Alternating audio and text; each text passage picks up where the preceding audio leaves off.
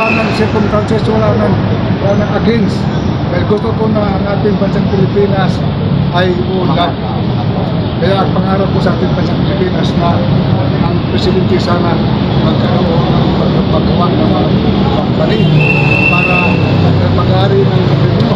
Kaya agawin natin, kuhaan natin uli ang mga property ng gobyerno na sa mga tao ngayon. Private nila. Naging private, mga tubig, mga kuryente, lahat na. Kaya hindi na control ng mga gobyerno. Hindi gobyerno ng mga nasa pwesto ang mga kumpanya, mga station, lahat na. Di ba, hindi nila ma-control. Dahil ang mga kumpanyang yun, Mga oligarko natin. Yung oligarko sa bansa natin. nagbibigay sa kanila. Malaki ang kanilang hiningi. Sa mga tawag dito yung Max, parang butaw, gano'n. Gobyerno Max. Doon nila kinukuha sa atin. doon na katulad niyan, pat. Ay ginawa nila ito yun. Sabi ko na, consumer pa mga tao pag bumibili sa mga groceries. Lagi may bat. Lagi may bat mo, no?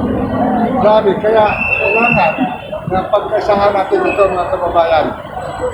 Ayaw ko na ang ating bansa maging katulad ng isang bangka pag nakakaroon na ng barangka, lulubog. Lumulubog na. Gusto mo ninyo, nalulubog ating bansa. Wala nang nagkagbasan na ating mga apo. Wala na. Ang ating bansa ito ay lubog na sa utang.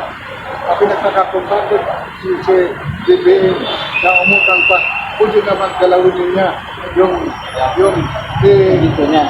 o yung ginto ng pinabangko ng kanyang ama noon. Na sabi nga doon na ang interes sa buong bansang Pilipinas, bawat tao, hindi ka nang isang milyon, hindi kaya ubusin. Oo. At masingil yung nakautan ng ibang bansa, yung sa Vatican, nakautan pala yun. Kaya pala, ang ating bansa ay tinawag na Bangka. Kaya, salamat sa Panginoon. Sa Friday. Pwede sila sa pwede. Kasi sa akin tumutuloy kung galing pa kayo na probinsya. Hindi na kayo na kaya.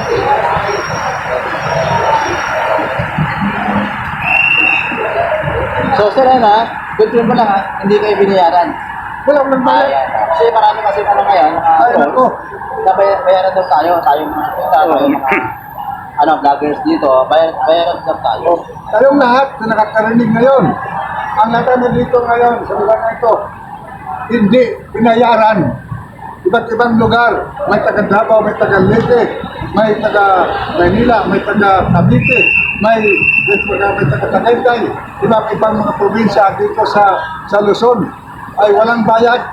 Duterte.